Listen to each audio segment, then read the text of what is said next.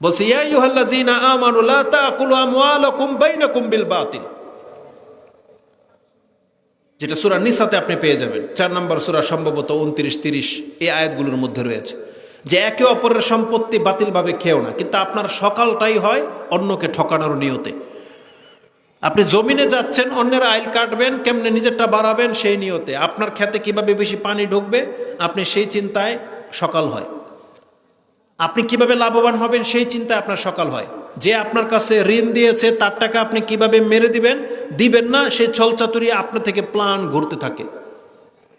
আমাদের মহিলারা আল্লাহর বিধানটাকে বুড়ো আঙ্গুল দেখিয়েছে। আপনি বলেন তো, কিছু পুরুষদেরকে তো দেখা যায় নামাজ পড়ে, দাড়ি রেখেছে, টুপি পরে। আমাদের মহিলাগুলোর চরিত্র দেখেন তো দেখি, শতকরা কয়জন পর্দা করে? তার মানে এরা আল্লাহকে বুড়ো আঙ্গুল দেখিয়েছে। আপনি ঘরগুলো থেকে মহিলাগুলোকে বের করে নিয়ে আসেন, আপনার 100 ঘরের মধ্যে 10টা ঘরের মহিলা সূরা ফাতিহা পড়তে পারে না ঠিক মতো, পারবে না পড়তে। তার যে কোনো একটা ইসলামের মাসলা জিজ্ঞেস করেন, বলতে পারবে না।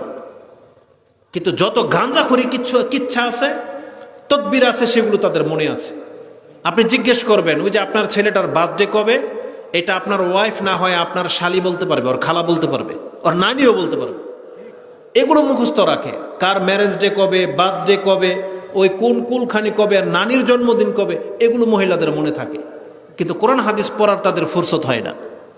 অথচ আল্লাহ সুবহানাহু ওয়া তাআলা মুসলিমা মহিলাদেরকে বলেছিলেন, ওয়াজকুরনা মা ইউতলা ফি বুয়ুতিকুন্না মিন আয়াতিল্লাহি ওয়াল হিকমা, আয়াতিল্লাহি ওয়াল হিকমাত, যেটা আপনি সূরা আহজাবের মধ্যে পেয়ে যাবেন। যে আল্লাহ সুবহানাহু ওয়া তাআলা বলেছেন, হে মহিলারা, তোমরা উপদেশ গ্রহণ করো তা থেকে যা তোমাদের ঘরে পাঠ করা হয় আল্লাহর কিতাব থেকে এবং সুন্নাহ থেকে, হিকমা থেকে, রাসূলের হাদিস থেকে।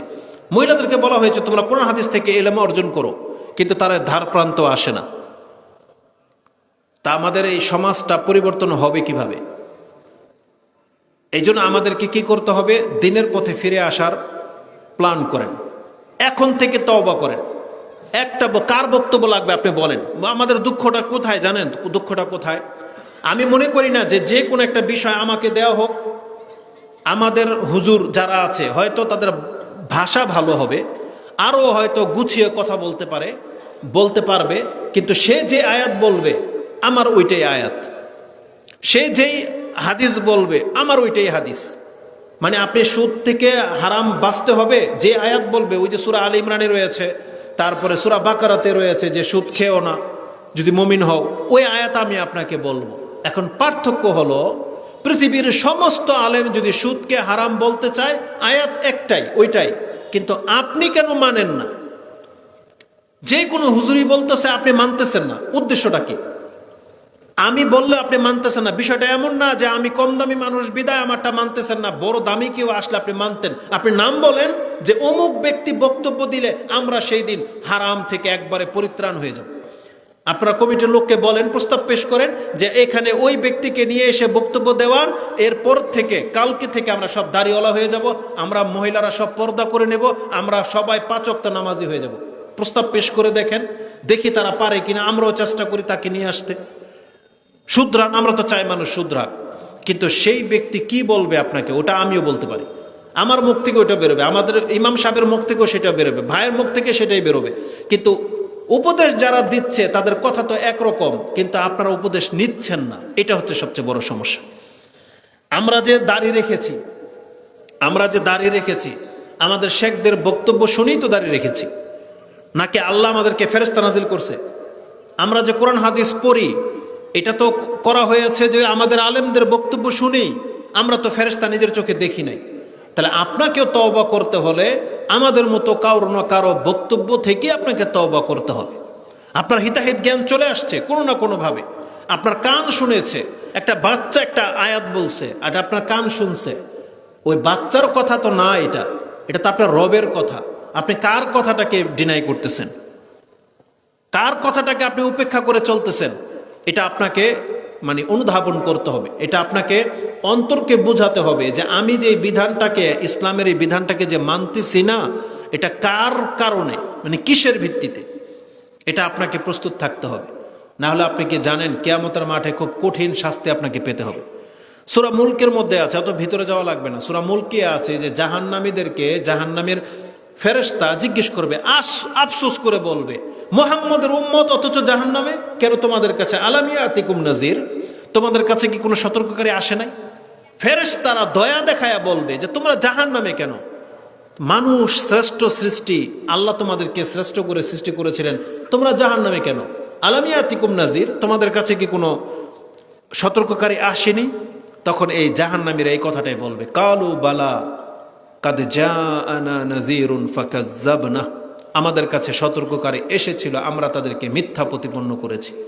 আপনি আজকে হয়তো মুখের উপর আমাদেরকে মিথ্যা বলতেছেন না, কিন্তু আমাদের কথাগুলো না মানাটাকে আপনি যেন মিথ্যায় প্রতিপন্ন করলেন। কারণ সত্য হলে তো মানতেন।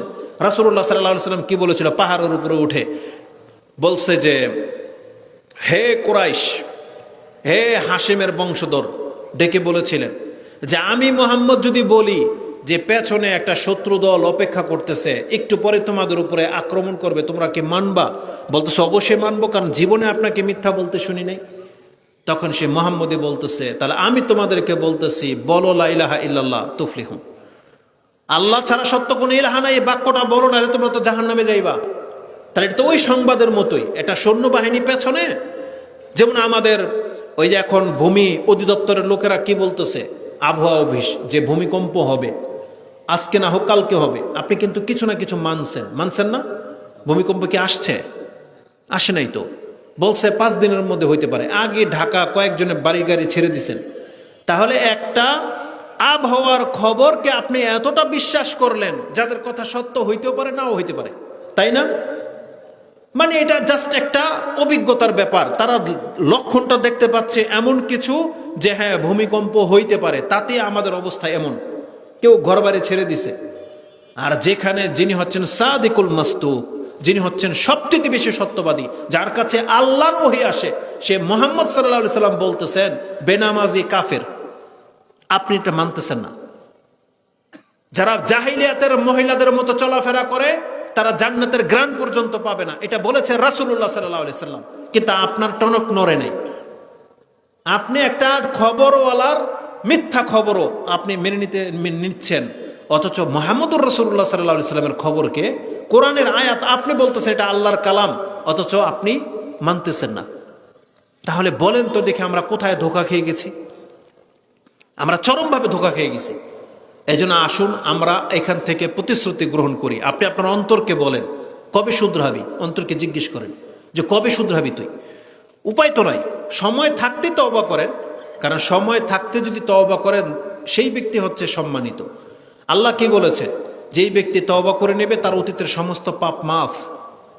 আর কি চান? কিন্তু আপনি সেই সুযোগটাকে নষ্ট করে দিতে চাচ্ছেন। সর্বশেষ আয়াত যেটা আমি আপনাকে বলবো, কোরআনে আল্লাহ সুবহানাহু ওয়া তাআলা বলেছেন, যেটা আপনি সূরা জুমার 39 নম্বর সূরার 7 নম্বর আয়াতে আছে, ইন তাকফুরু ফা ইন্নাল্লাহা গানিয়ুন আনকুম। তুমি যদি অকৃতজ্ঞ হও, তুমি জেনে নাও আল্লাহ তোমাদের কাছ থেকে অমুখাপেক্ষী। তার মানে পৃথিবীর কোনো ব্যক্তি যদি আল্লাহকে সেজদা না করে, আল্লাহ বলছে আমার কিছু যায় আসে না, মানে এতে আমি লাভবান হয়ে যাব না।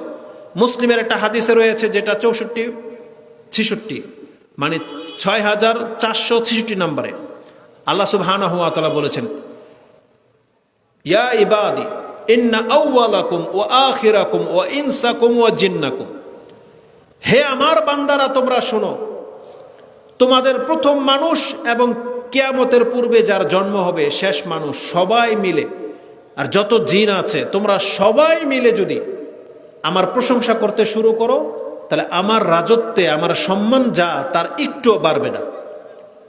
আর তোমরা সবাই মিলে যদি আমার সাথে মুখ ফিরিয়ে নাও, তাহলে আমার সম্মান যা তা একটুও কমবে না।